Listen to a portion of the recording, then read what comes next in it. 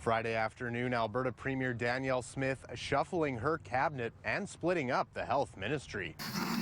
I, Adriana LaGrange, do solemnly and sincerely promise. I'm proud to say that Alberta will now have a dedicated minister responsible for overseeing the implementation of policy and delivery of healthcare services in each of the 4 key areas. Adriana LaGrange will now serve as the Minister of Primary and Preventative Health Services, while Matt Jones will serve as Minister of Hospital and Surgical Health Services. Education Minister Dimitrios Nicolaitis will also oversee childcare, and Minister of Seniors and Social Services Jason Nixon will also take on the assisted living portfolio.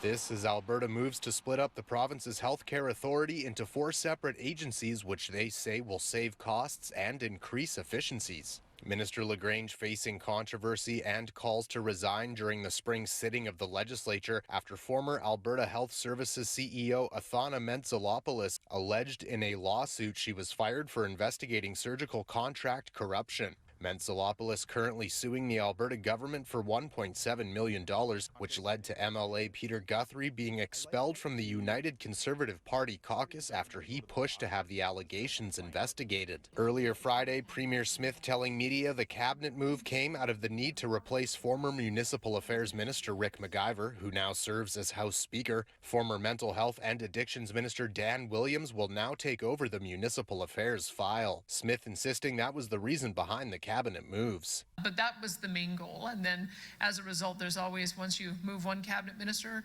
you have to start moving a few others. In Calgary, opposition Alberta NDP leader Naheed Nenshi telling City News Minister LaGrange's move is an attempt from Premier Smith to deflect criticism from surgical contract corruption allegations. And they certainly removed her from anything to do with surgeries or contracted surgical facilities in recognition of that. But she's still mucking around in the healthcare system, still causing fights with family doctors. Alberta lawmakers set to resume sitting in the legislature this October. Reporting from Edmonton, Darcy Ropchan, City News.